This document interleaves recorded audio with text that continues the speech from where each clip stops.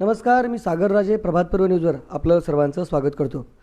नवी मुंबई पनवेल उरण या परिसरात सध्या झपाट्यानं विकास होत आहे आणि हा विकास जरी दिसत असला तरी मात्र या ठिकाणच्या शेतकऱ्यांकडून मात्र सातत्याने या जमीन संपादन प्रक्रियेला विरोध केला जात आहे. एकीकडे इथला शेतकरी अतिशय सधन झालेला आहे असं दिसत देखील आहे, बोललं देखील जातं. परंतु दुसरीकडे मात्र या विकासासाठी जेव्हा जमीन संपादन केली जाते त्या जमीन संपादन प्रक्रियेला सातत्याने विरोध केला जातो.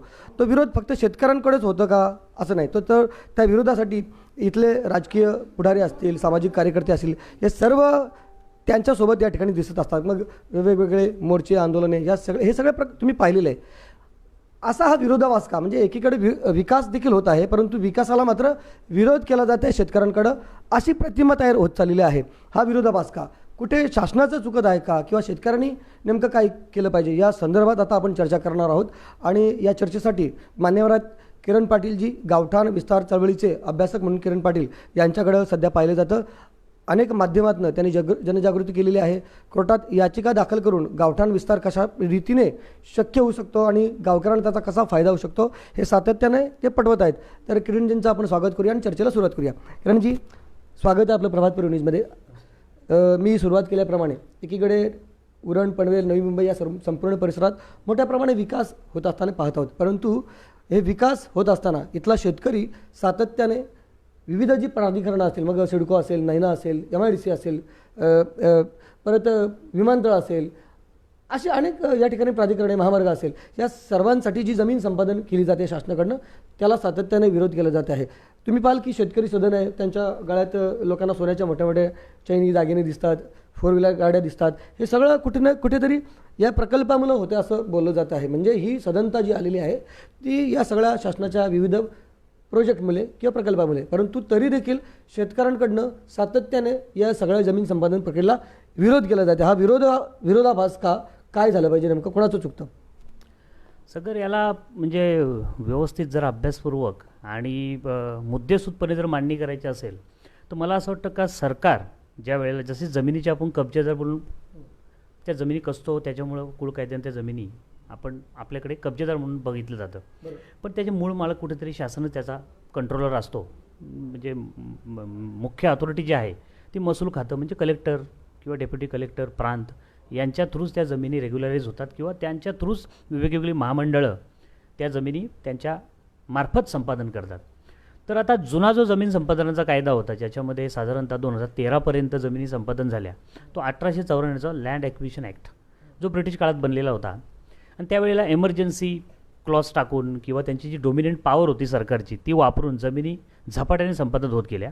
सरकारची जी डोमिनंट पॉवर होती त्याच्यामुळं लोकांना आणि शेतकऱ्यांना झुकतं माप त्या कायद्यामध्ये होतं. त्याच्यामुळं आपण किती जरी विरोध केला किंवा निदर्शनं केली तरी सरकार ते मान्य करत नव्हतं. त्यांची जी काही डोमिनंट पॉवर होती ती वापरून ते संपादन करत होते. आणि त्याच्यामध्ये जास्त तरतुदी जे काही शेतकऱ्यांना ठेवलेल्या नव्हत्या. एक चालू भावाने पैसे द्यायचे आणि ताबा घ्यायचा. त्याच्यानंतर जमिनीचं पर्पज, प्रोजेक्टचं पर्पज काय आहे ते बदलणं न बदलणं, विविध प्रकारचे पंचनामे हे सगळे डावळून ते संपादन होत होतं. आणि त्या काळी साधारणतः 50-60 वर्ष अगोदर 1960ला MIDC आली, 70 साली सिडको आली. त्यावेळी समाजामध्ये प्रबोधनाची कमी असल्याकारणे, कायद्याची जाण नसल्या कारणाने आणि ज्यांना जाण होती त्यांनी लोकांचं प्रबोधन व्यवस्थित केलं नाही. त्याच्यामुळं लोकांना तेवढं कळवूनच आलं नाही का आपल्याला कुठे अन्याय चालू आहे म्हणून. त्याच्यामुळे तेव्हा जो विरोध व्हायचा तो खूप कमी स्वरूपात, अल्प स्वरूपात व्हायचा. पण आज परिस्थिती बदललेली आहे. आज बहुतेक लोकांना स्वतःचं बरं वाईट कळायला लागलेलं आहे, कायद्याची जाण आलेली आहे. प्रसारमाध्यमं, सोशल मीडिया, त्याच्यानंतर पोरांचंच शिक्षण वगैरे इतक्या लेवलला झालं, त्याच्यानंतर आपल्या समाजामध्ये भरपूर वकील तयार झाले. त्याच्यामुळे लोकांना कळायला लागलं का कुठेतरी शासन चुकतं आहे आपल्या जमिनी संपादन करताना आणि आपल्याला जो मोबदला मिळाला पाहिजे. कारण आपण जमीन जी देतो ती त्याग करतो. पिढोनपिढीची जमीन आपले आईवडील कसतात किंवा आपले पूर्वज कसतात, त्याच्यावर विविध उद्योग करतात. कोणी शेती करतं, कोणी मळे करतात, कोणी मच्छीमारी करतात, तर कोणी आंब्याच्या बाग लावतात, तर कोणी ताडीमाडीचे धंदे करतात, विविध वीटभट्ट्या असतात. विविध प्रकारचे जे स्वयंरोजगार होते त्याच्यावर हातोडा पडतो. कायमस्वरूपी आपण प्रकल्पग्रस्त होतो. मग त्याचा मोबदला पण त्या प्रकारे मिळाला पाहिजे की एक सस्टेनेबल डेव्हलपमेंट आपल्या शेतकऱ्यांची व्हायला पाहिजे. हे आता लोकांना कळायला लागलं. त्याच्यामुळं मग लोक अट्टहास करतात का आम्हाला, म्हणजे आता लोक मोबदल्यासाठी भांडायला लागली. त्याच्यामुळं मग ते विरोध, निदर्शनं, धरणे, आंदोलन, मोर्चे याची सुरुवात झाली. एवढं मी तुम्हाला सुरुवातीला सांगू शकतो. बरं, तुम्ही जी सुरुवात केली त्याच्यामध्ये मी सुरुवातीलाच बोललो की इथल्या लोकांमध्ये सधनता दिसत आहे. तुम्ही जसं सांगितलं की लोकांमध्ये पूर्वी जागृती नव्हती, शासन सर्व अधिकार वापरून या ठिकाणी जमीन संपादन करत होती. आता मात्र लोकांमध्ये जागृती आलेली आहे. तरी देखील ही सदनता दिसते, ती त्याच प्रोजेक्टमुळे दिसते ना.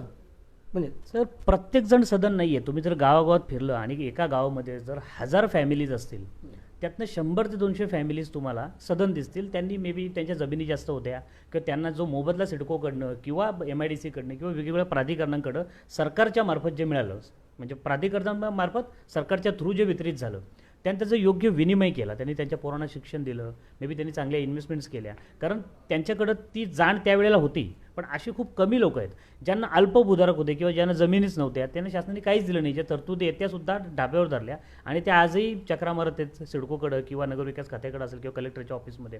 त्यांचं आजपर्यंत पुनर्वसनच झालेलं नाही आहे. मग आपण जे बोलतो का सगळा समाज सदन आहे, ते कुठेतरी मला वाटतं त्याच्यामध्ये कॉन्ट्राडिक्टरी आर्ग्युमेंट चालू होऊ शकते का. फक्त एक 20-25% लोक जे आहेत ज्यांनी याचा पुरेपूर फायदा घेतला आणि काहीतरी असं इन्व्हेस्टमेंट्स करून ठेवल्या, त्याच्यामुळं ते आज सदन आपल्याला दिसतं. बाकीच्या लोकांची परिस्थिती अत्यंत जिकिरीची आणि वाईट परिस्थिती सध्या आहे. आणि प्लस त्यांच्याकडे जे काही थोडंफार उरलं आहे ते सरकारी कायद्यानुसार अनधिकृत आहे, त्याच्यामुळे त्यांच्यावर कधी हातोडा पडू शकतो. ती एक चिंताही त्यांना खातो. त्याला आपण एक मेंटल ट्रॉमा बोलू शकतो. आज 50 वर्षामध्ये हा समाज एक मेंटल ट्रॉमामध्ये जगतोय का कधी आपल्या घरावर हातोडा पडेल ना, कधी आपली प्रॉपर्टी जी आहे, ज्याचं भाडं येतं किंवा जिथे आपली मुलं बळं रोजगार करतात, त्याच्यावर हातोडा पडेल आणि आपण रस्त्यावर येऊ. हा ट्रॉमाच म्हणजे लवकरातनं जर बाहेर पडायचा असेल तर पुढच्या चर्चेमध्ये आपण त्याच्यावर पर्याय पण सांगू.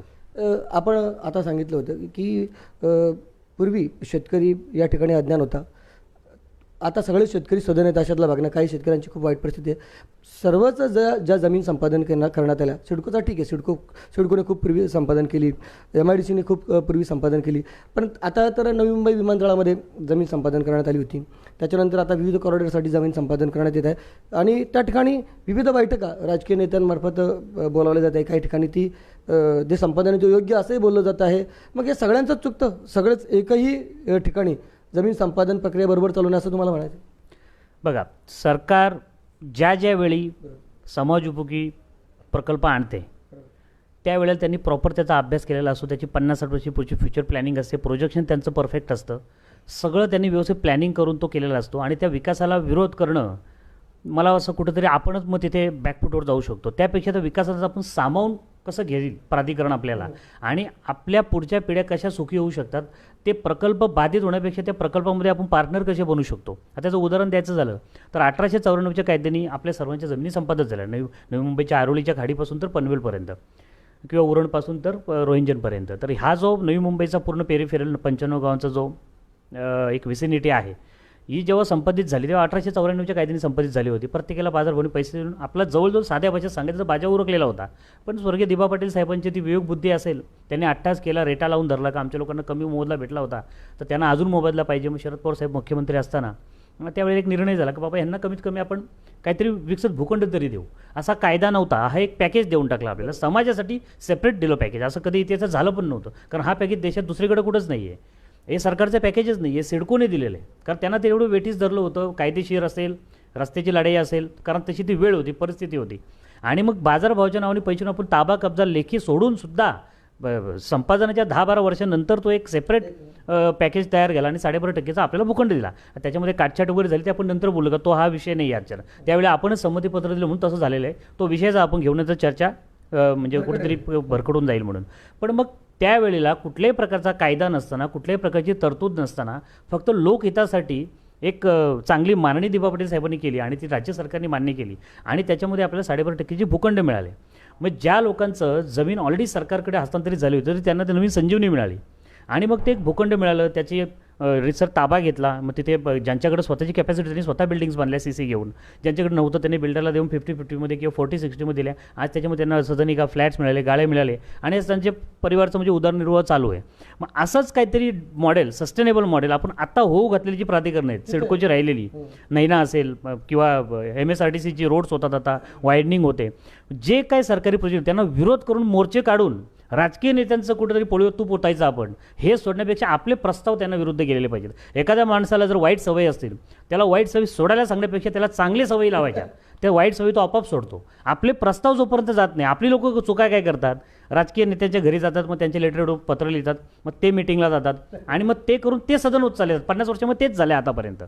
जेवढ्या पण शासकीय तरतुदी आहेत, आता समजा एखाद्या ठिकाणी 50 एकर जमीन संपादित होत असेल आणि प्राधिकरण जे आहे ते स्वतःचा फायदा बघणं, प्राधिकरण हे सरकार नाही आहे, ते इन्व्हेस्टर्स आहेत, ते एक बॉडी आहे, डेव्हलपमेंट ऑथॉरिटी जी सिडको असेल, नैना असेल, MIDC असेल, त्यांना ती जमीन घेऊन त्याची रोड कटिंग करून पायाभूत सुविधा, गटर लाईन, ड्रेनेज लाईन, पाण्याच्या लाईन सगळं बेसिक करून प्रॉपर प्लॉटिंग करून कुठल्या तरी भांडवलांना विकायचे असतात. ते एक प्राधिकरणच आहे, एक प्रकारे प्रायव्हेट बिल्डरच झाले, फक्त सरकारच्या आधिपत्याखाली ते येतात.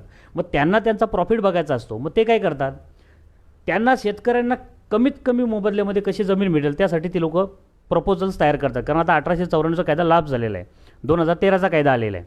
त्या कायद्यामध्ये असंख्य सिक्युरिटीज आणि असंख्य प्रावधान शेतकऱ्याला ठेवलेले आहेत. मग शेतकऱ्याला झुकतं माप त्याच्यात नाही आहे, प्रशासनाला झुकतं माप आहे, शेतकऱ्याचा जास्त फायदा आहे. मग तिथे त्यांचा प्रॉफिट कुठेतरी कमी होतो. म्हणून प्राधिकरण काय करतात, राजकीय मंडळी असतील, ठेकेदार मंडळी असतील प्रस्थापित, त्यांना मध्ये घालतात. आणि मग आमच्यासारख्या लोकांचं, कोण किरण पाटील, त्याला काय कळतं, त्याचं काय अस्तित्व आहे. मग अशा लोकांचं न ऐकता, म्हणजे मी असं सांगितलं माझंच ऐका, प्रॉपर्ट्या तुमच्या आहेत, आपल्या सर्वांच्या आहेत, जे काय होणार आहे भविष्यावर हातोडा पडतो आपल्या पडणार आहे. त्याच्यामुळं प्रॉपर सल्ला आपण घेतला पाहिजे. आणि जे येणाऱ्या प्रकल्पामध्ये आपण बाधित होऊन आयुष्यभर रडत बसण्यापेक्षा, विरोध आणि मोर्चे काढण्यापेक्षा आपले ठोस प्रस्ताव गेले पाहिजेत का आम्हाला त्याच्यामध्ये तुम्ही कसे कसे सामावून घेताय. त्या प्राधिकरणाला जर आपण जमीन देतोय तर पुढच्या 4 पिढ्या सुखी होतील असं कुठलं तरी पॅकेज त्यांच्याकडनं आपण डिझाईन करून घ्यायला पाहिजे. तुम्ही आता काय बोलले की 2013चा कायदा जो शेतकऱ्यांच्या हिताचा विचार करून करण्यात आलेला आहे, किंवा तुम्ही बोलले की विरोध केला, म्हणजे पॅकेज, म्हणजे नुसता विरोध न करता त्या विकासामध्ये तुम्हाला स्वतःला कसं सामावता येईल असं पाहिलं पाहिजे. MIDC इथे आली होती त्यावेळी कदाचित जर त्याच्यामध्ये जे शेअर असता इथल्या शेतकऱ्यांचा तर ते मालक झाले असते MIDCमध्ये, त्यांना नोकरी करण्याची गरज असण्यापेक्षा त्यांना स्वतःला एक प्रॉफिटचा शेअर मिळाला असता. इथे 2013चा कायदा आहे त्याच्यामध्ये वेगळा फायदा होणार असं तुमचं म्हणणं. कसं काय, म्हणजे काय नेमकं काय सांगाल की 2013चा कायदा का चांगला, किंवा विकासात सामावून कसं घेता येईल.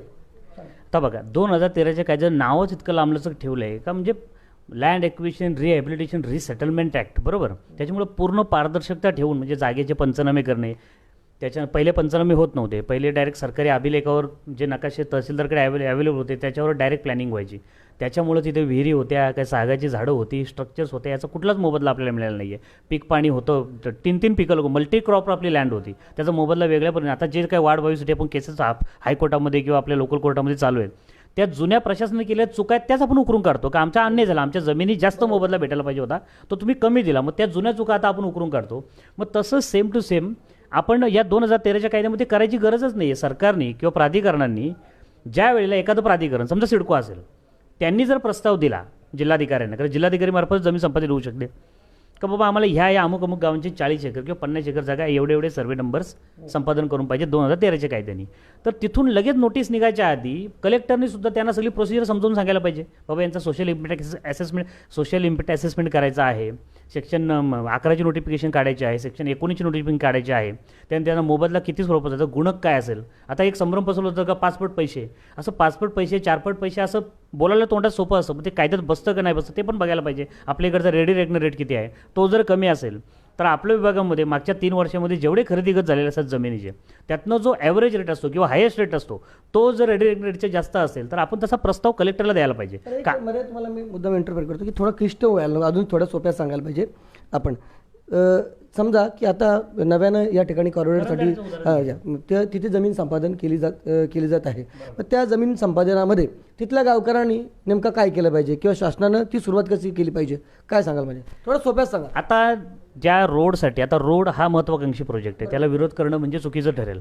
रोड होऊच द्यायचा नाही का, तर द्यायचा, बरोबर. पण आपण जर ते विस्थापित होतो, आपली जमीन कायमस्वरूपी त्याला जात असेल तर मोबदल्यासाठी भांडण्याचा संविधानानेच आपला अधिकार दिलेला आहे. विरोध करणं म्हणजे कुठे आपलं स्वतःचं नुकसान करून घेणं, विरोध करणं, मोर्चे काढणे, धरणे आंदोलन देणं, हे करून राजकीय मंडळी किंवा विविध ज्या काही संघटना आहेत ते स्वतःच पोळीवर तूप ओढून घेतात, लोकांना संभ्रमित करून टाकतात. त्यापेक्षा आपले प्रस्ताव गेले पाहिजे. आता करंजाटीच्या गाववाल्यांचे जेव्हा माझ्याकडे आले तर मी त्यांना एक साधं पत्र लिहून दिलं प्रांत अधिकाऱ्यांना, बाबा हे संपादन होणार आहे, याचा सोशल इम्पॅक्ट असेसमेंट झाला आहे का, असल्यास आम्हाला परत द्या. हे 2013चे हो कॉपी आहे त्याच्या आपल्याकडे, वाचून दाखवा म्हणजे थोडा सोपा होईल जाईल, म्हणजे तो विषय काढला पाहिजे थोडा व्यवस्थित लोकांना, असं मला म्हणायचं.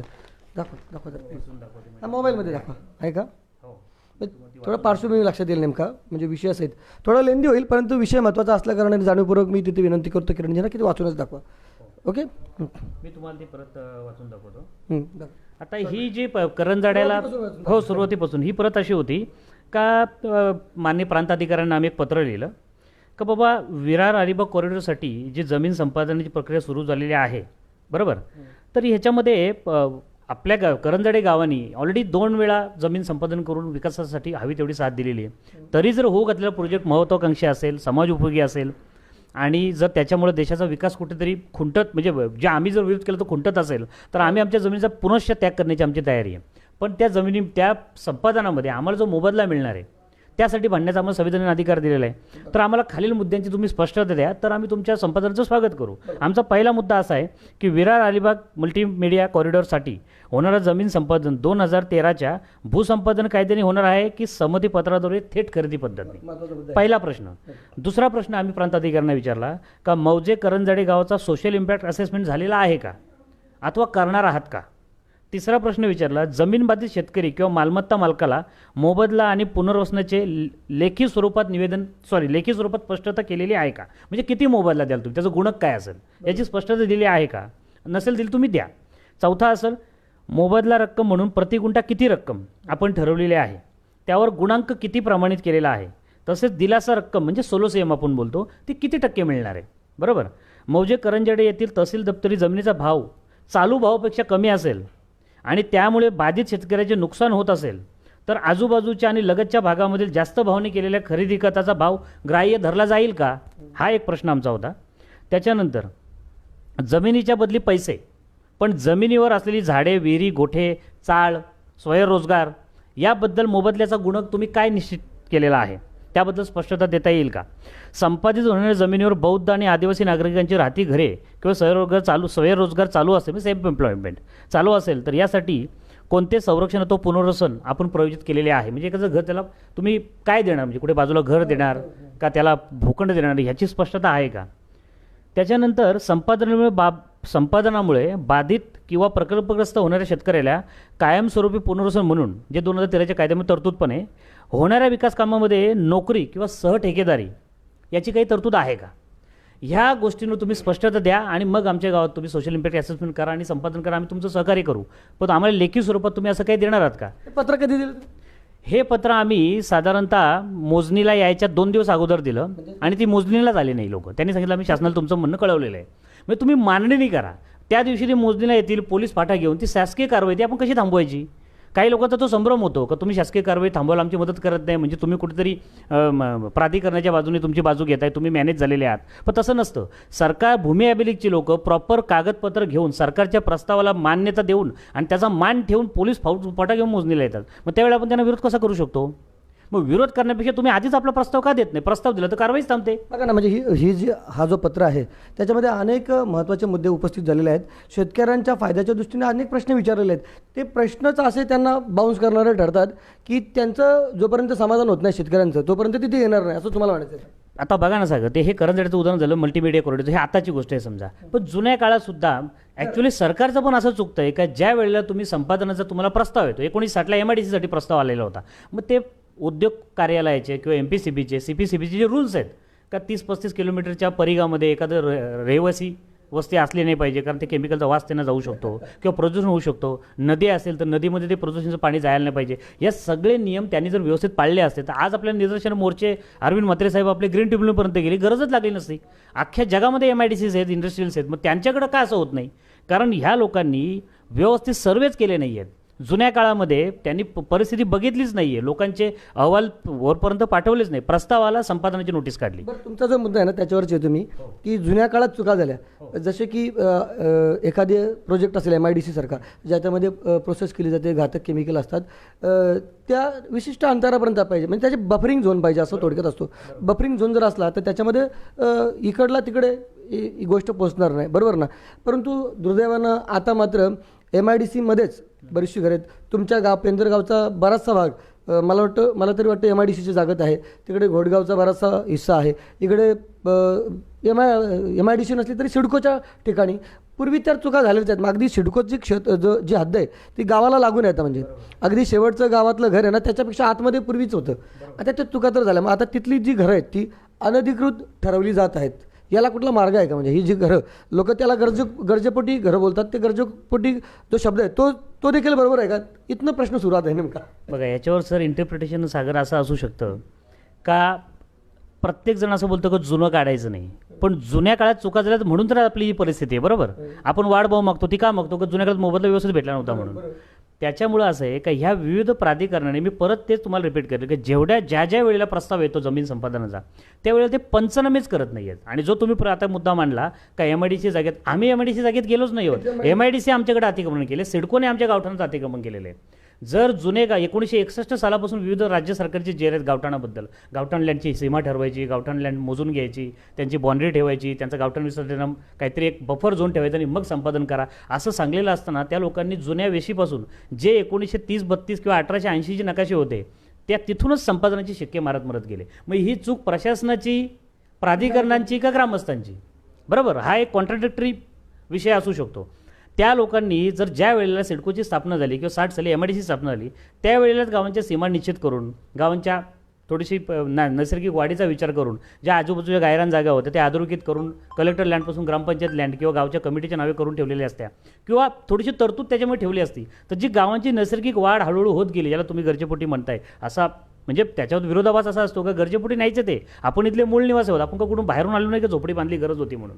आपली जशी कुटुंब वाढला तसं आपण आपल्या स्वतःच्या जागेमध्ये घरं बांधत गेलो, नैसर्गिक वाढीपोटी ती घरं आपण बांधत गेलो. मग ती MIDC जी जागा होती ती फक्त शिक्के मारले होते, रिझर्वेशन टाकले होते, रिझर्वेशनच चुकीचं होतं ना. मग आज आपण जेव्हा गावठाण विस्तार मागायला जातो, नवी मुंबईतल्या बहुतेक गावांना गावठाण विस्तारासाठी जमीन शिल्लक ठेवली नाही सिडको आणि MIDCने. बरोबर, मग जमीन शिल्लक नाही म्हणून त्यांचा गावठाण विस्तार करायचा नाही का? मग गावठाण विस्ताराची मागणी करण्यापेक्षा आपला जो सीमांकित नकाशा प्रत्येक गावाचा 2 किंवा 3च एकरचा आहे, सरकारी अभिलेखावर प्रत्येक गाव 1 एकर, 2 एकर, 3 एकर, आणि आता परिस्थिती पाहता गाव आपलं 60, 70, 50, 100 एकरपर्यंत पोहोचलेले आहे. तर मग आम्ही जे आमच्या चळवळीमध्ये तेच करतो का शासनाला आम्ही आपली सत्य परिस्थिती काय ती दाखवतो.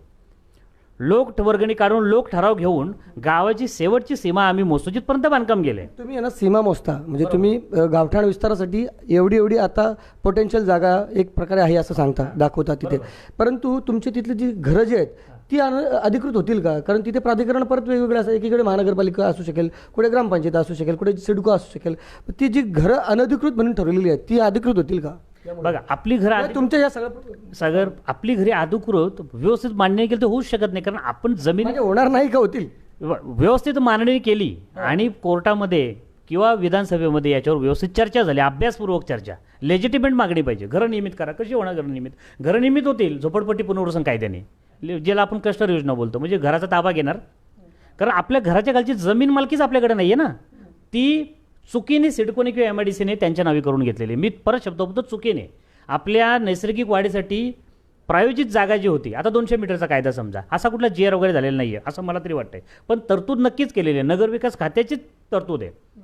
2000 तुम्हाला त्याचा मी नंबर सांगतो, साधारणतः आपल्याकडं एक GR नंबर आहे, तो तुम्हाला मी सांगतो. त्या GR नुसार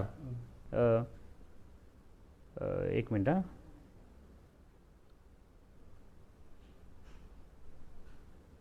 हां 7/1/2016ची महाराष्ट्र शासन नगरविकास विभागाची अधिसूचना क्रमांक TPS 1815/प्र/49/15 प्रायो कलम 20/4 9/13 या GR नुसार रायगड जिल्ह्यातील प्रत्येक गावासाठी त्यांच्या नैसर्गिक वाढ जिथपर्यंत पोहोचलेली आहे ती आणि त्यांची लोकसंख्या 1991च्या जनगणनेनुसार 500च्या वरती होती, अशा गावांना अप टू 200 मीटरची सीमाचं तरतूद ठेवलेली आहे. कायदा नाही आहे, तरतूद आहे. मग तुमचा गाव 60 मीटर झालं आहे, 70 मीटर झालं आहे, 80 मीटर, 90 मीटर, तुम्ही ती तिथपर्यंत सीमा मागवू शकता कोर्टामध्ये जाऊन, जिल्हाधिकाऱ्यांकडनं तेवढी अधोगत करून घेतात. आता याच्यावर इंटरप्रिटेशन असं येणार का आपण जर समजा मागणी केली आणि त्या सीमेच्या आतमध्ये जर संपादित झालेली जागा असेल MIDC किंवा सिडकोला, तर ते त्यांची जागा क्लेम करण्यासाठी येतील. बरोबर, मग त्यावेळेला विविध जे निर्णय, आता कोर्ट कशावर चालतो? रेफरन्सवर चालतो. आणि सिडको किंवा MIDC त्या जागेचा ताबा घेऊन काय करणार? पहिले आपली घरं तोडणार, त्याच्यानंतर तिथे कुठली फॅक्टरी येणार किंवा तिथे एखादी बिल्डिंग येणार. मग ती कशासाठी? लोकउपयोगासाठीच आहे. मग राहिलेली घरं त्यांच्यावर अन्याय करून तुम्ही योजनाच कशा राबवू शकता? मग ते कुठेतरी इथं अन्याय होऊन जातो ना तो. जर तुम्ही त्यावेळेला बाँड्र्या पाडल्या असत्या, आमचे सीमांकित नकाशे विस्तारित करून ठेवले असते, तर आम्ही त्या सीमेच्या बाहेर गेलोच नसतो. तुमचे 1 एकर 2 एकरची गावं जी होती ती आज 70-70 एकरपर्यंत पोहोचली. मग तुम्ही पहिलेच जर तशी आम्हाला सीमा पाडून दिली असती किंवा आजूबाजूच्या गायरान जागा होत्या त्या डायरेक्ट कलेक्टरनी सिडकोच्या नावे किंवा MIDCच्या नावे केल्या नसत्या, त्या गावकीसाठी ठेवल्या असत्या, तर आज गावाची नैसर्गिक जी वाढ झाली तिची आज जो बकास कारभार तो झालाच नसता ना. म्हणजे इथे कुठेतरी प्रशासनाने आपली ड्युटी व्यवस्थित केली नाही. कारण प्राधिकरणं जी आहेत ती इकॉनॉमिकली भरपूर स्ट्रॉंग आहेत, त्यांच्याकडं जास्त अर्थकरण असल्याकारणाने सिडको किंवा MIDC किंवा विविध प्राधिकरणाचा ज्युनियर लेवलचा अधिकारी कलेक्टरपेक्षा जास्त पॉवरफुल झालेली ही शोकांतिक आहे. आज कलेक्टर, डेप्युटी कलेक्टर, कोकण विभाग आयुक्त ह्यांच्यापेक्षा जास्त डिसिजन मेकिंग ॲबिलिटी आणि कॅपॅसिटी या प्राधिकरणाच्या अधिकाऱ्यांना त्यांच्याकडे अर्थकारण आहे. आपल्या जमिनी कवडी मुलांनी घ्यायच्या, त्याच्यानंतर तिथे विविध प्लॉटिंग करून समाज म्हणजे प्रायव्हेट भांडवलदारांना विकून टाकायच्या. त्याच्यामुळे त्यांच्याकडे अर्थकारण असल्याकारणाने प्रशासकीय जे वेगळे महसुली अधिकारी आहेत त्यांचे कुठेतरी अधिकार आहेत त्यांच्यावर हातोडा पडतो. ही खूप मोठी शोकांतिक आहे.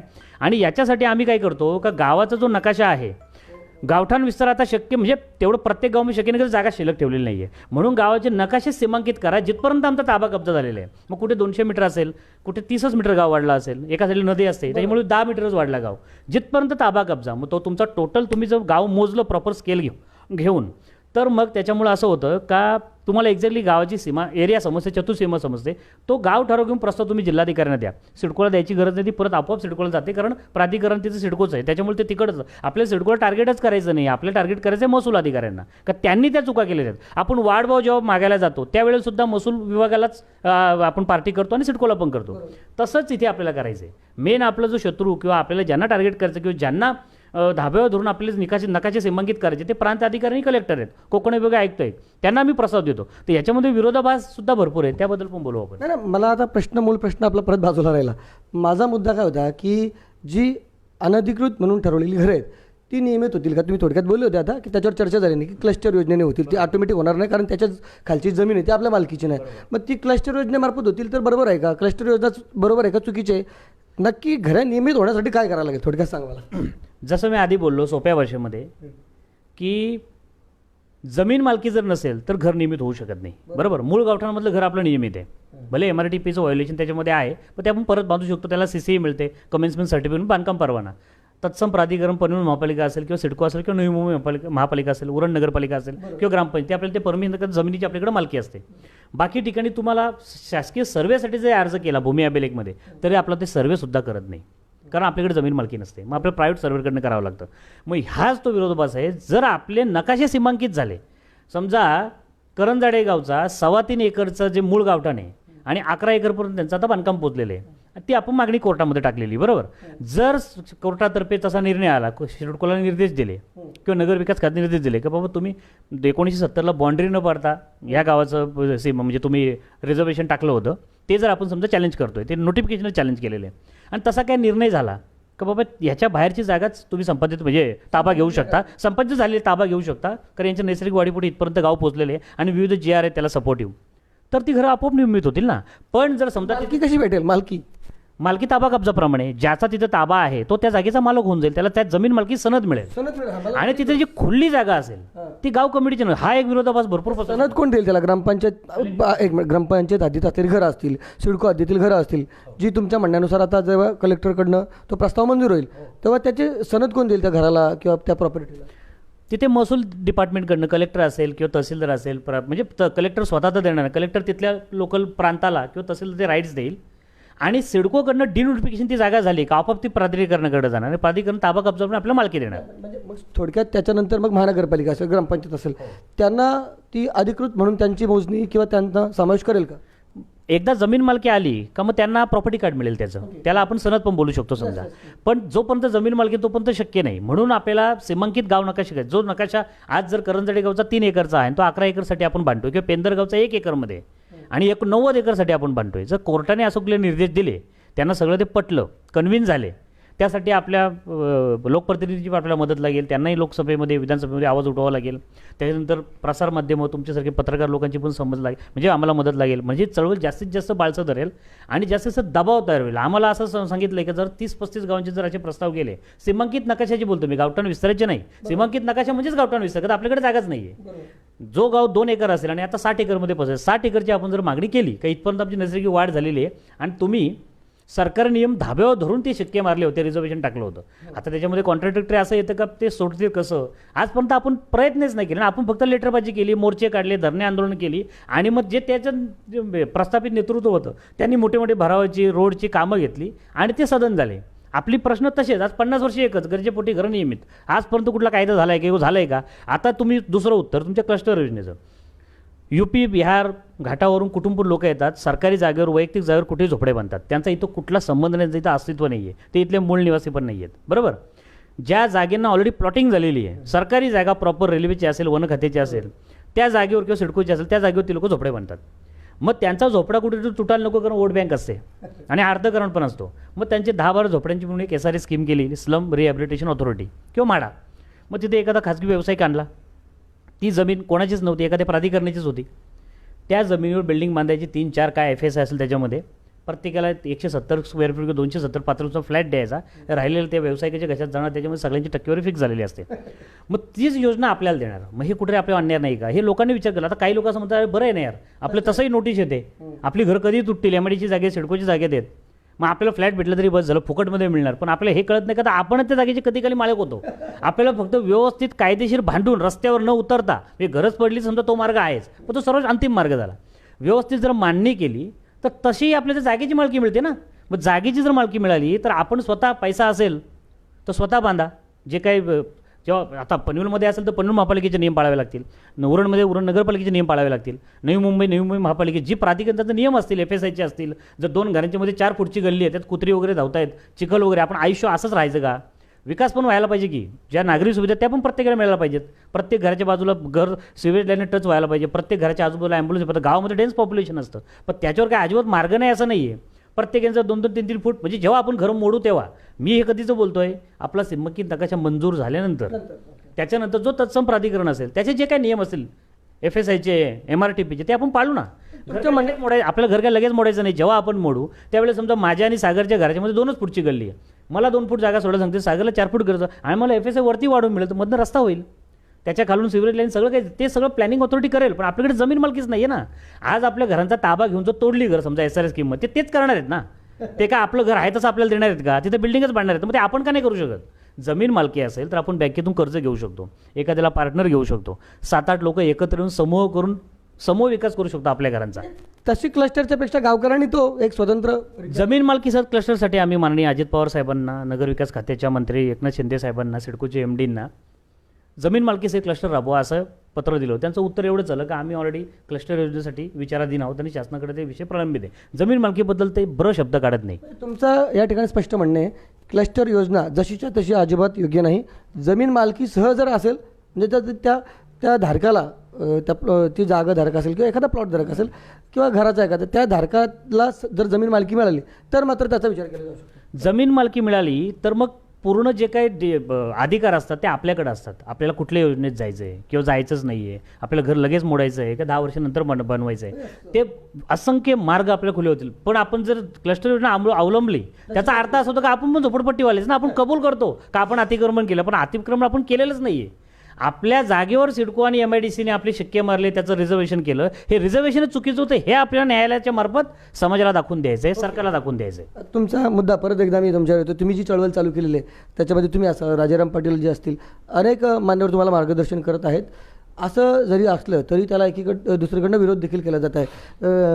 काही दिवसांपूर्वी मी मोहन गायकवाड सर यांनी एक स्टेटमेंट केलेली पाहिली की कुठेतरी तुम्ही लोकांची दिशाभूल करता, याच्यामध्ये फक्त काहीच होणार नाही आहे. मुळात खरं तर गावठाण विस्तार असेल तो महानगरपालिकेमार्फत 500 मीटरचा मिळणार आहे किंवा हे शक्यच नाही. फक्त कुठेतरी लोकांना संभ्रमित करून मोठ्या प्रमाणात वर्गणी काढली जात आहे आणि लोकांचा दिशाभूल केली जात आहे. तुमच्याकडे कॉन्क्रीट रिझल्टच नाही असा त्यांचा आरोप होता. यासाठी मी तर त्यांना लाईव्ह चर्चेवर देखील बोलवण्याची माझी इच्छा आहे. कधीतरी तुम्ही असाल, राजाराम पाटील जे असतील किंवा गायकवाड सर असतील, एकत्रित आपण ती चर्चा करावी. तरी देखील सध्या काय उत्तर या सगळ्या बाबतीला नक्की तुमच्यावर जे आरोप झालेले आहेत ते आरोप कसं आहे, आता मोहन गायकवाड सर आमचे गुरुच आहेत, समजा शिक्षक आहेत आणि त्याचा जो संविधानिक अधिकार आहे, प्रत्येक गोष्टीवर प्रत्येकाने भाष्य केलं पाहिजे. चर्चेमधूनच एक चांगला प्रॉडक्ट बाहेर येतो. पण मी एवढंच बोलेल की when your why is clear, your how is easy.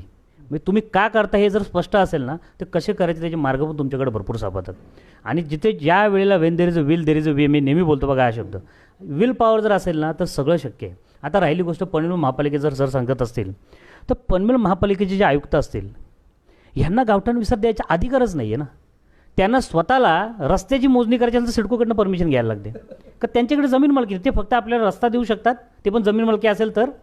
Gutter देऊ शकतात, आपला कचरा उचलू शकतात, विविध नागरी सुविधा, समाज मंदिर, गार्डन, क्रीडांगण. पण कधी जेव्हा त्यांना सिडकोकडनं प्लॉट सोडून मिळेल तेव्हा ते सुद्धा, तर त्यांनी केलं ते पण अतिक्रमणच असेल. सिडको असेल, कलेक्टर असेल, महसुली जागा असेल, MIDC जागा असेल, या मोकळ्या त्यांना जर नावावर त्यांच्याकडनं संमती मिळाली तरच, असं तुमचं म्हणणं आहे का? त्याच्यामुळे गावठाणाचा विषय पनवेल महापालिका आयुक्तांचा विषयच असू शकत नाही. राहिली गोष्ट सरांचं असं म्हणणं आहे की बाबा 200 मीटर किंवा 500 मीटर हे सपशेल झूट आहे, सपशेल चुकीचं आहे. कारण 200 मीटरचा असा कुठला कायदा नाही आहे. आणि प्रत्येक गावाची वाट 200 मीटरपर्यंत. आता 200 मीटरचं समजा सरांच्या देवीच्या पाड्याला जर दिली तर देवीचा पाडा बेल कंपनीपर्यंत निघाला जाईल. मग त्या कंपनी का तोडायच्या का आपण? किंवा पेंदरगाव कुठे निघायला जाईल? रेल्वे फाटकाची सॉरी MIDC मध्ये जातं निघायला. किंवा करंजाडे गाव मला तरी असं वाटतं का पनवेलच्या नदीपर्यंत येईल. मग तिथे ज्या CC घेऊन बांधलेल्या बिल्डिंगी तोडायच्या. खारघर गावाला 200 मीटर सीमा दिली तर हिरानंदानीपर्यंत येईल खारघर गाव. त्याच्यामुळे हे प्रस्ताव असा होऊच शकत नाही. ही मागणी चुकीची असेल. त्याच्यामुळे किती मीटरची मागणी हे चुकीचं होईल. सीमांकित असलं पाहिजे. सीमांकित असल्यामुळे कितपर्यंत ताबा गेलेला आहे, त्याच्यामध्ये कोणाचा वैयक्तिक भूखंड असता कामा नये. असेल तो वगळावा लागेल आपल्याला, कारण तो त्याचा वैयक्तिक मालक आहे. त्याची आपण मागणी करूच शकत नाही. आपला जिथपर्यंत ताबा गेला आहे, मग ती जागा प्राधिकरणाची असेल तर आपण ती मागणी करू शकतो. एखाद्या वैयक्तिक शेतामध्ये आपण घर म्हणजे त्याच्याकडे प्रॉपर्टीचा सातबारा आहे किंवा त्याच्याकडे प्रॉपर्टी कार्ड आहे, त्याच्यावर आपण अतिक्रमण केलेलं असेल, वैयक्तिक माणसाचं बोलतोय, ते मागणी केलं तर कुठे आपण बॅकफूटवर जातो ना सागर. पैसे गोळा केला जातात. आणि राहिली गोष्ट वर्गणीची. आता समजा प्रत्येक गावामध्ये जाणं, प्रत्येक गावामध्ये लोकांच्या मीटिंग्स घेणं, त्याच्यानंतर प्रसारमाध्यमामध्ये त्याला प्रसिद्धी देणं, प्रॉपर वेळ देणं, अभ्यास करणं. प्रत्येक गावाची परिस्थिती वेगळी आहे. काही गावामध्ये सिडकोच्या जमिनी संपादित झालेल्या आहेत, गावामध्ये फक्त शिक्के पडलेले अजून संपादित झालेले नाही. काही गावामध्ये MIDCचे शिक्के संपादन नाही किंवा संपादन झालेले पण प्लॉटिंग झालेले नाही आहे. काही गावामध्ये वन खात्याच्या जमिनी आहेत, काही गावामध्ये गायरांच्या जागा आहेत. काही गाव एक साईडला पूर्ण 200-300 मीटर वाढले, एक साईडला अजिबात वाढलेलं नाही आहे आणि त्यासाठी जागा अजून खुल्या पडलेल्या आहेत. त्याच्यामुळे प्रत्येक गावाची परिस्थितीचा अभ्यासपूर्वक मांडणी करणं, त्याला वेळ देणं, सभा लावणं, त्याच्यानंतर गाव प्रॉपरली मोजणं सर्वेअर कडनं, हायकोर्टमध्ये पेटिशन दाखल करणं, त्याचा पाठपुरावा घेणं, यासाठी पैसा लागतो. पैशाशिवाय होऊ शकत नाही.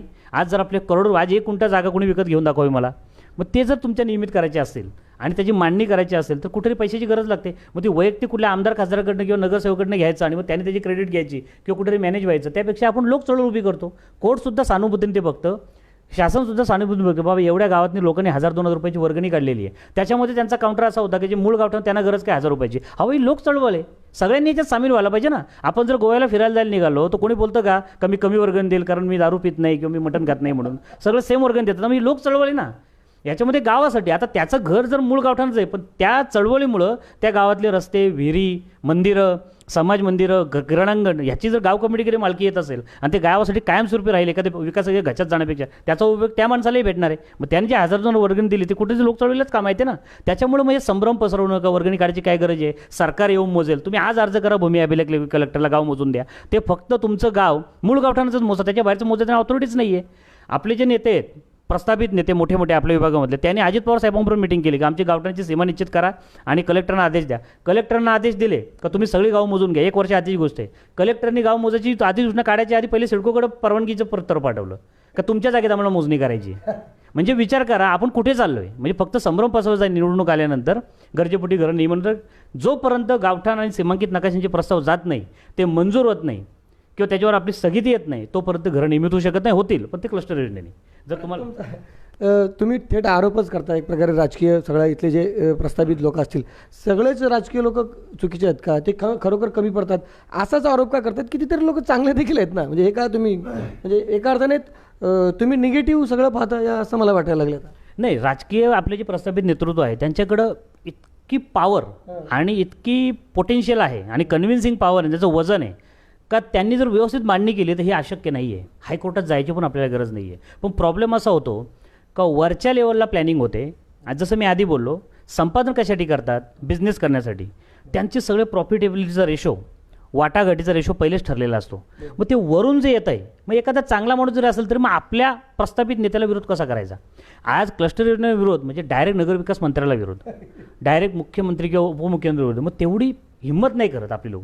जर आपल्या प्रस्थापित लोकांचा विचार केला, समाजाचं जे दिबा पाटील साहेबांनी केलं, तर त्यांची उंची जी आहे त्याच्यापेक्षा 1-1 फुटाने जास्त वाढू शकतो. लोक त्यांना डोक्यावर उचलून पकडतील. पण ते काय करतात, वरून आलेली योजना कशी चांगली आहे ते रुजवून घेतात. जसं विमानतळामध्ये 2013चा कायदा असून सुद्धा थेट खरेदी पद्धत त्यांनी तेच विरोध करायला पाहिजे होता. का सरकारने बनवलेला कायदा असताना तुम्ही थेट खरेदी पद्धत का अवलंबता?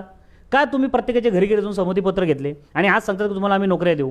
त्या संमतीपत्रात क्लिअर कट लिहून दिले की नोकरी मिळणार नाही, वाढ कोर्टात जाणार नाही, ठेकेदारी मिळणार नाही, प्रकल्पग्रस्त दाखला मिळणार नाही. मग आज तुम्ही त्यांना नोकऱ्या कशा देऊ शकता? मग परत संभ्रम पसरवायचं. नैनामध्ये पण तेच चालू आहे सध्या. नैनामध्ये त्यांनी त्याचं संपादनच करत नाही आहे जमिनी. जमीन संपादन होणारच नाही आहे. म्हणजे आपलं अस्तित्व काय? आपण सहमतीपत्रानं जमीन देऊ करतो त्यांना. जमीन संपादन न करता तिथे त्यांच्या डोक्यावर तिथे नाही ना थेट खरेदी पद्धत म्हणजे एक प्रकारे किरण पाटीलची जागा सागर राज्य नावाच्या एखाद्या व्यवसायाने विकत घेतली. उद्या सागर किरण कोण तू बाबा? पण जमीन जर संपादन झाली तर आपला शेवटपर्यंत अधिकार राहतो. आपल्या अवॉर्डमध्ये लिहून मिळतं नोकरीचं, सब कॉन्ट्रॅक्टिंगचं, किंवा 5 वर्षात प्रोजेक्ट चालू नाही झाला तर 20% भागीदारी किंवा वाढीव मोबदला, अशा असंख्य तरतुदी आहेत. मग त्या कुठेतरी त्रासदायक होतात प्राधिकरणांना. त्याच्यामुळं मग त्यांनी ती थेट खरेदी पद्धत आणली. ती पण कायद्याने प्रमाणित केलेली तिला का तुम्ही थेट खरेदी पद्धतीमध्ये जे निकष 2013च्या कायद्यानंतर शेतकऱ्याला प्रति गुंठा 20 लाख रुपये मिळणार आहेत, ते झाडाबिडांचे पकडून 25 लाख रुपये मिळणार आहेत, ते 1 एकरचे 10 कोटी रुपये होतात. तुम्ही 11-12 कोटी रुपये तसेच देऊन टाका. मग ते थेट खरेदीमध्ये संमती देतील तुम्हाला. पण ह्यांना काय होतं, तेवढे पैसे पण हे देऊ शकत नाही, कारण ह्यांना आपली जमीन इन्व्हेस्टरनंच द्यायची असते. मग हे ह्यांनी काय डिझाईन केलं, 22.5% पॅकेज. मी 22% पॅकेजमध्ये एकरीला आपल्या 6.5 गुंठ्याचा प्लॉट मिळतो. त्यांचं म्हणणं तो 6 कोटीचा झाला. त्याच्यात येणारे जे फ्लॅट आणि प्लॉट येतील किंवा त्याचे जे बांधकाम होईल ते तुमचं 20-25 कोटी रुपयाचं झालं. असं गाजर कुठे दाखवतो. हे त्यांना सांगत नाही आहेत का त्या शेतकऱ्याची जर कॅपॅसिटी नसेल CC घ्यायची किंवा बांधकाम परवानगी घ्यायची किंवा बांधायची, त्याला तो बिल्डरला कवडी म्हणून विकायला लागणार आहे, किंवा बिल्डरला दिलं तर 6 गुंठ्याचे 3 गुंठे होणार आहेत. हे आजपर्यंत कोणी समजावून सांगितलं नाही. आणि सरकारचा कायदाच तिथे कसा म्हणजे डावलण्यात आला. आणि ते डावलण्यासाठी आपल्या राजकीय पुढाकारांनीच पुढाकार घेतला होता. कारण त्यांना सांगितलं होतं का इतक्या हेक्टर जमिनीचं कटिंगचं काम तुम्हाला, भरावाचं काम तुम्हाला, गटारांचं काम तुम्हाला. त्याच्यामुळे त्यांनी लोकांना सांगितलं का हा कायदाच बरोबर आहे. त्यांनी जर त्यावेळेला विरोध केला असता का 2013च्या कायद्यानेच आम्हाला जमीन द्यायची किंवा आम्हाला 22.5% नाही पाहिजे, आम्हाला 30% पाहिजे किंवा 40% पाहिजे, प्लस आम्हाला नोकरी पाहिजे, मग त्याचे टेंडर्स त्यांना मिळाले नसते. हे लोकांना आजपर्यंत कळत नाही. ज्या दिवशी लोकांना कळेल त्या दिवशी लोक यांच्या मोर्चांना जाणारच नाही अजिबात. जे काय असते कायदेशीर कारवाई आपली चालू ठेवतील. पण ह्यांना पण कळायला पाहिजे की आता ऊस खाऊन रस संपला तरी मूळ मातीच राहिलेली आहे. आता तरी कुठेतरी तुम्ही लोकांच्या खांद्याला खांदा लावून उभं राहा आणि तुमच्यामध्ये जी पॉवर आहे, तुमच्यामध्ये जे प्रबोधन करण्याची आणि सरकारला वेठीस धरण्याची जी कॅपॅसिटी आहे, त्यासाठीच आम्ही तुम्हाला त्या सदनात पाठवलेत ना. आज आम्ही ते जाऊ शकतो का? नाही जाऊ शकत. मग तुम्ही प्रॉपरली जर तिथे जाऊन ही मांडणी केली. आज आपल्या इकडचे 8 खासदार रेल्वे मंत्रालयाला गेले, शिवसेनेचे आणि आपल्या एरियामधले सगळे खासदार गेले होते. तुम्हाला माहितीच सांगतो, मागच्या आठवड्यामध्ये रेल्वे मंत्रालयाचा एक कायदा आहे की रेल्वेच्या जागेमध्ये कुठलंही बांधकाम असेल ते डायरेक्ट तोडायचं, पुनर्वसन वगैरे काहीच नाही, असा कायदा बनले. त्या कायद्याला चॅलेंज करायला गेले का याच्यामध्ये जे झोपड्या असतील त्यांना तुम्ही आवास योजनेमध्ये फ्लॅट द्या म्हणून. मग त्यांच्यासाठी तुम्ही जाऊ शकता. मग आम्ही तुमचे काय घोडे मारलेत? आम्ही इथले मूळ नसे, आमच्यासाठी तुम्ही कधी आवाज उठवणार? मग कशाची तुम्ही वाट बघताय? मग जर आपण तसं वातावरण जर तयार केलं, बाबा आमचं जोपर्यंत सीमांकित गाव नकाशा आणि प्रॉपर्टी काचं डिसिजन होत नाही तोपर्यंत आम्ही मतदान तुम्हाला करणार नाही, तर ते काहीतरी ते निर्णय ते काय होणार, इलेक्शन आलं की ते 5,000 3,000 पाकिट देणार आपल्याला, आपण त्यांना मतदान करणार. मग सगळेच वाईट असं मी बोलत नाही. मग तुम्ही आमच्याकडे आवाज का नाही उठवत? जर आमचा अभ्यास कुठं कमी पडतो तर तुम्ही पैसे खर्च करा, मोठ्या मोठ्या वकिलांचे सल्ले घ्या, मांडणी करा, तुम्ही प्रस्ताव द्या. विरोध कशाला करायला सांगता? काही झालं तरी विरोध. प्रत्येक गोष्टी, प्रॉपर्टी कार्डला आपलं महानगरपालिकेच्या टॅक्सला विरोध, महापालिकेतून बाहेर पडायचं त्याच्यासाठी पण विरोध. मग आता विरोध किती वर्ष, 50 वर्ष विरोध केला. तुम्ही मुद्दा इथे प्रॉपर्टी टॅक्सचा आणलाच, म्हणजे आता खरं तर आपल्या चर्चेचा तो मुद्दा नाही, तरी देखील तुमच्याच मार्फत तो आला की महानगरपालिकेच्या प्रॉपर्टी टॅक्सला इथे विरोध केला जात आहे. तसेच महानगरपालिकाच नको इथे आता, आम्हाला वगळा अशी देखील मागणी केली जाते. एक अभ्यासक म्हणून या सगळ्या बाबतीचे तुम्ही कसं पाहता त्याच्याकडे? बघा, हा मुद्दा महापालिकेचा आपला नाही आहे सागर. आपण सीमांकित गाव नकाशासाठी भांडतो. तुम्ही तो विषय काढला आहे आणि समाजामध्ये कुठेतरी गावठाण चळवळ डायव्हर्ट करण्यासाठी काहीतरी वेगळा मुद्दा आणायचा, म्हणजे कसं तरी ते मागे राहिलं. आता कितीतरी गावं प्रोसेसमध्ये असताना ती थांबली, कारण त्यांना आता महापालिकेचा विरोध करायचा. आता आपला विरोध, पहिली गोष्ट म्हणजे शासनाच्या GRवर कोणी बोलत नाही आहे. नगरसेवकांना माहिती आहे की नाही मला माहिती नाही. मी तुम्हाला सांगतो, मला 3 मुद्दे आहेत महापालिकेचे, पनवेल महापालिकेचे. साधारणतः जून 2020मध्ये राज्य सरकारने पनवेल महापालिकेला निर्देशित केलं, ते आपल्या याचिकेमुळे केलं का कशामुळे केलं ते आपण मला नाही माहिती, का तुम्ही प्रत्येक गावाची जे म्हणजे समाविष्ट केलेली 29 गावं आहेत त्यांची सीमा निश्चित करून त्याचा अहवाल आम्हाला पाठवा. बरोबर? आजपर्यंत त्यांनी मूळ सीमा फक्त मूळ गावठाण मोजायला येतात. सीमा म्हणजे काय असते? गाव जिथपर्यंत वाढले तिथपर्यंत तुम्ही ती सीमा मोजून सरकारला द्या तर खरं. ते कायम करायचं रिजेक्ट करायचं सरकार ठरवेल, तुम्ही मोजा तर खरं. ते काय करतात? मूळ गावठाण मोजतात फक्त. बरोबर? ह्यांनी पनवेल महापालिकेने राज्य शासनाला कळवलं, नगरविकास खात्याला आणि महसूल खात्याला, का आमच्याकडे कोरोनामध्ये मनुष्यबळ कमी, आम्हाला 6 महिन्याची मुदत वाढवून द्यावी. राज्य सरकारने पत्र पाठवलं सप्टेंबर महिन्यामध्ये पनवेल महापालिकेला. त्या पत्राची कॉपी माझ्याकडे तुम्हाला दाखवेल मी. त्याच्यामुळे लिहिलं की तुम्हाला 28 फेब्रुवारी 2022पर्यंत मुदत दिलेली आहे प्रत्येक गावाची सीमा निश्चित करण्यासाठी. मग पनवेल महापालिका ती सीमा निश्चित करते ह्यासाठी कोणी मोर्चा काढला का आजपर्यंत? का तुम्ही का अजून सीमा निश्चित करत नाही म्हणून? त्यासाठी कोणी भांडण नाही, तिथे प्रसिद्धी नाही मिळत ना. समजा तुम्हाला हे फक्त प्रसिद्धीचे भुकेलेले आहेत. आज वाढीव प्रॉपर्टी टॅक्स आहे 100% चुकीचं आहे. आपल्याला एवढं टॅक्स लागता कामा नाही. तुम्ही टॅक्स कमी करण्यासाठी 100% भांडलं पाहिजे, निदर्शने केली पाहिजेत, मोर्चे पण काढले पाहिजेत, बरोबर. पण तुमचं गाव सीमा जर मोजल्या तर घरं अधिकृत होऊ शकतात. सरकारला तो अहवाल जाईल. सरकारने समजा अधिकृत केलं ती तरच तुम्ही प्रॉपर्टी टॅक्स भरणार. घरं तुटली तर प्रॉपर्टी टॅक्स द्यायचा कशाच होतो? घरच नाही तो प्रॉपर्टी टॅक्स कुठं भरणार आपण? आणि दुसरी गोष्ट राहिली महापालिकेतून बाहेर पडायची. मी जसं बोलतो, जर तुम्हाला एक गोष्ट नको पाहिजे तर मग तुम्हाला काय पाहिजे ते पण तुम्हाला डिसाईड करावं लागेल. आता आपल्याकडे 2 पर्याय असतात. एक, महापालिकेतून बाहेर पडायचं आणि ग्रामपंचायत स्थापन करायची, बरोबर. आज इथल्या सगळ्याच्या सगळ्या ग्रामपंचायती होत्या, ह्यांना उत्पन्न कुठून व्हायचं? MIDC मार्फत. आज MIDC जर महापालिकेकडे गेलेले आहेत तर मग गाव चालवायचं कसं? त्याला उत्पन्न कुठून येईल? इतकी मोठी गावं दिली. आता काय 5 ना 6 हजार लोकसंख्या राहिलेली नाही गावांची. 10,000 15,000ची 40-40 50-50 गावाची लोकसंख्या आहे. मग ती गावं चालतील कशी? त्यांचं गव्हर्नन्स कसं होईल? त्यांचे MRDPचे नियमची अंमलबजावणी कोण करेल? जे जर आपली घरं उद्या नियमित झाली तर ते मग त्यांची प्लॅनिंग कोण करेल? प्राधिकरण तर लागेलच. मग महापालिकेतून जर बाहेर पडलं तर ग्रामपंचायत हा पर्याय असू शकतो असं मला तरी वाटत नाही. तिथे त्याला विरोधाभास आहे की पुण्या साईडला वगैरे मोठ्या मोठ्या सदन ग्रामपंचायती होते, करंजडे आपल्या बाजूला. तिथे थोडक्यात मला लक्षात आलं की जेव्हा तुम्ही बाहेर पडता याच्यात महापालिकेकडनं तर तुमच्याकडे दुसरा पर्याय पाहिजे. दुसरा पर्याय पाहिजे तेव्हा तुमच्याकडे परत MIDC पाहिजे. म्हणजे MIDC देखील तुमच्या ग्रामपंचायत देतात. इन शॉर्ट आपल्याकडे उत्पन्नाचं साधन पाहिजे. परत महापालिके म्हणजे बॉडी स्थापन करणे, निवडणुका घेणं, परत ते सगळं प्रशासक नेमणे, सगळं खर्चिक काम आहे. त्याचा भुर्दंड आपल्यावरच पडणार आहे ना. आता दुसरा पर्याय आहे, काही मोठे मोठे तज्ज्ञ सांगतात का आपण नगरपालिका करू. अरे पण नगरपालिका आणि महापालिकेमध्ये काय फरक असणार? मग नगरपालिकेला परत अधिकारी पाहिजेत, ऑफिसेस पाहिजेत, परत ते पण प्रॉपर्टी टॅक्स लावणारच आपल्याला. मग फक्त का बाहेर पडायचं? फक्त एक कळीचा मुद्दा निवडायचा, एक त्याची प्रसिद्धी मिळवायची. आता हिचंच ट्राईड अँड टेस्टेड फॉर्म्युला आपल्याकडे. नवी मुंबई महापालिकेतून 13 गाव बाहेर पडली, निगू, बामाली, वाकलण वगैरे. आज ते 20 वर्ष त्यांची काय आलं? ते गावाच्या बाजूने पाईपलाईन केली तरी पाणी नाही आहे. बोरिंगच्या पाण्याने म्हणजे पाणी पितात ते लोक. आणि आज ते भीक मागत फिरतात का आम्हाला घ्या तुम्ही म्हणून. हे पहिले बाहेर पडण्यासाठी बांधले, आता आतमध्ये घेण्यासाठी बांधतात. मग तीच परिस्थिती आपल्याकडे व्हायला पाहिजे का? मग याचा नीट अभ्यास कुठे करायला नको का? त्याच्यानंतर तुमचं ते याचं नेत्यांचं तुम्ही बोलता, आपल्याकडचे काही काही प्रस्थापित नेते आज पिण्याच्या पाण्याची मागण्या करतात सरकारकडं. मग तुम्ही 30 वर्ष काय केलं? आज तुमच्या मागण्या गावामध्ये रिसर्च सेंटर, गावामध्ये मोठे मोठे समाज मंदिरं, गावामध्ये वेस्ट मॅनेजमेंटचे वेस्टेज मॅनेजमेंटचे जे प्रकल्प असतात ते, किंवा गावामध्ये एखादा IT लॅब असणं, किंवा पोरांसाठी ट्रेनिंग, अशा मागण्या करणार पाहिजे होत्या तुम्ही. आज तुम्ही पाण्याच्या मागण्या करता 30 वर्ष राजकारणात राहून. मग तुम्ही 30 वर्ष केलं काय? बरं चला, खूप चर्चा खरं तर लांबली, परंतु ती मुद्दा महत्त्वाचा होता. आता आपण या ठिकाणी आहे ना समारोप करतात. लोकांनी नक्की सगळ्यासाठी काय केलं पाहिजे? म्हणजे भूसंपादन असेल, विविध शासनाचे प्रोजेक्ट असतील, त्यांना विरोध केला पाहिजे का? विरोध ना केला तर तो सामावलं कसं पाहिजे? थोडक्यात सगळं समारोप करत. याच्यामध्ये एक सागर मुद्दा राहून गेला होता का, जसं तुम्ही बोलता ना का म्हणजे 22.5% थेट खरेदी चांगली का संपादन चांगलं. उरणमध्ये न्यू खोपटा टाऊन डेव्हलप होतो आहे. 36 गावांना प्रस्ताव दिलेला आहे. 36 गावांसाठी प्रस्ताव गेलेला आहे का तुमची जमीन आम्हाला संपादन करायची म्हणून. त्या लोकांना आम्ही कितीतरी वेळा कॉन्टॅक्ट केला. राजाराम पाटील मी असतील त्यांना समजवण्याचा प्रयत्न केला का तुमच्या बाजूलाच विमानतळामध्ये 22% लोक देश धोडायला लागलेले आहेत. तुम्ही 2013च्या कायद्याने संपादनाचा 8 तास पकडा, तुमचा फायदा होईल. त्यांचं म्हणणं आम्ही आमदारांचं ऐकलं आहे, ते सांगतात नाही 22% चांगला. आता का चांगला ते परत मी काय रिपीट करत नाही आहे. पण ह्यांना स्वतःची कुठेतरी यांनी स्वतःचं विवेक बुद्धी वापरली पाहिजे. आता त्यांना जिल्हा परिषदकडनं नोटिसा आल्या सगळ्या BDOंना आणि ग्रामपंचायतच्या ग्रामविकास अधिकाऱ्यांना का कुठल्याच गावाला मूळ गावठाणाच्या बाहेर घरपट्टीच द्यायची नाही आणि बांधकाम परवाना पण द्यायचा नाही आहे. म्हणजे याचा अर्थ कुठं निघतो एवढे समजण्याचं मला वाटतं डोकं प्रत्येकाने चालवलं पाहिजे. नाहीतर गावं होतील भकास, परत आपली गावच विस्थापित होतील काही दिवसानंतर. त्याच्यावर त्यांनी थोडासा विचार करावा. प्लस नैनामध्ये सुद्धा ज्या गायरान जागा आहेत, ज्याचे प्रस्ताव अजून कुठल्याच गावांनी कलेक्टरला दिलेच नाही की बाबा नैसर्गिक वाढीसाठी आम्हाला ही जागा लागते, असे प्रस्ताव दिले नाही आहेत लेखी गाव ठराव घेऊन.